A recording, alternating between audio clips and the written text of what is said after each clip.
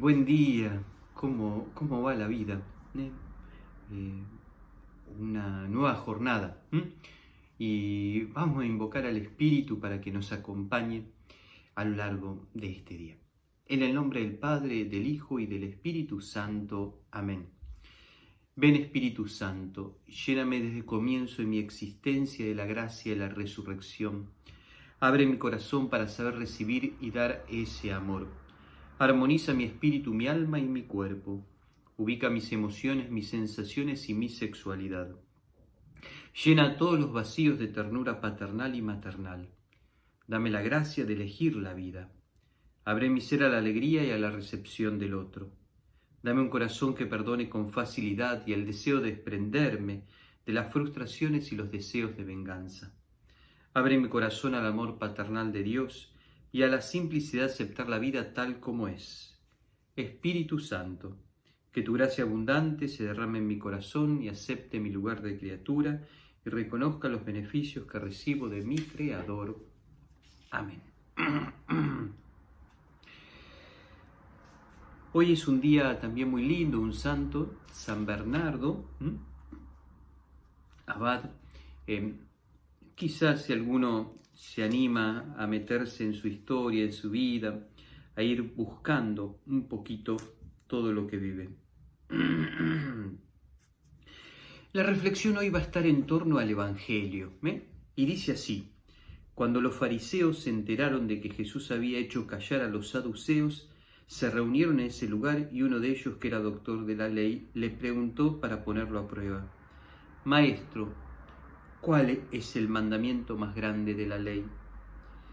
Jesús le respondió: amarás al Señor tu Dios con todo tu corazón, con toda tu alma, con todo tu espíritu. Este es el más grande y el primer mandamiento. El segundo es semejante al primero: amarás a tu prójimo como a ti mismo. De estos dos mandamientos dependen toda la ley y los profetas. Palabra del Señor. Gloria a ti, Señor Jesús. Son varias cosas las que se desprenden de este texto, más allá del contenido que lo conocemos porque lo hemos escuchado varias veces. No es un contenido, una palabra extraña, ajena a la vida nuestra. Pero lo interesante es cómo comienza primero. Fíjense, dice: cuando los fariseos se enteraron que Jesús había hecho callar a los saduceos, se reunieron en ese lugar y uno de ellos, que era doctor, le preguntó para ponerlo a prueba. La primera cosa es que ven que los fariseos ven que Jesús había hecho callar a los saduceos, es decir, a sus enemigos en la vida religiosa. Entonces, se acercan primero porque Jesús había hecho callar al otro. Pero no se acercan con recta intención, sino para ponerlo a prueba. Y eso muchas veces puede pasar entre nosotros. Primero alegrarnos o ponernos contentos por el mal del otro, ¿sí? Y el riesgo también de que cada cosa que hacemos es para poner a prueba a los demás. Jesús lo vive. ¿Y cuál era esa prueba? Era una prueba de si sabía y conocía la palabra. Es decir, era más importante que pueda decir cuál era el mandamiento más importante que descubrir si su mensaje era una novedad. ¿Y por qué eso? Porque el judío tenía más de 600 mandamientos. Si bien nosotros conocemos los de la tabla, ¿no?, de los 10 mandamientos, él también lo conocía. Querían confundirlo. Y fíjense cómo Jesús retoma la Shema. ¿Cuál es el mandamiento? Amar a Dios sobre todas las cosas, ¿no? Pero ¿qué dice? Con todo tu corazón, con toda tu alma, con todo tu espíritu. No un amor intelectual, sino un amor real, concreto, encarnado, de toda nuestra vida. Dice, este es el más grande y el primero. Y dice, el segundo es semejante al primero.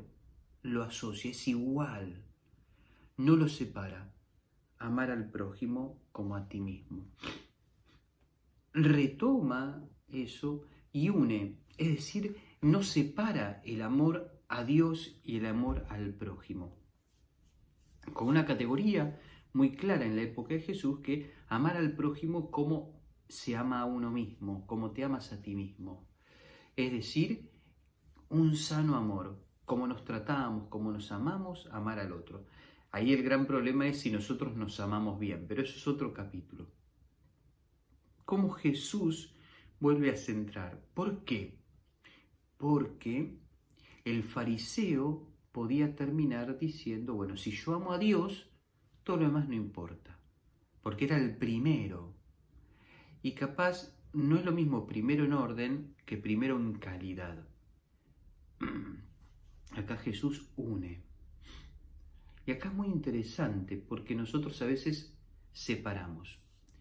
O separamos una espiritualidad que vive rezando y cree que solo rezando se salva, y otros que solo amando sin rezar.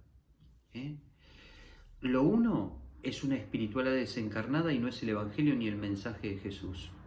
Lo segundo lo podría ser cualquier, digamos, fundación o ONG. Amar al otro, ayudar al otro. Acá es desde dónde y cómo lo hacemos. Un amor concreto, un amor real. Pidamos al Señor entonces que nos regale todo eso en este día. Y que el buen Dios derrame una abundante bendición sobre todos nosotros. Él es Padre, Hijo y Espíritu Santo. Amén. Que tengamos una bella jornada.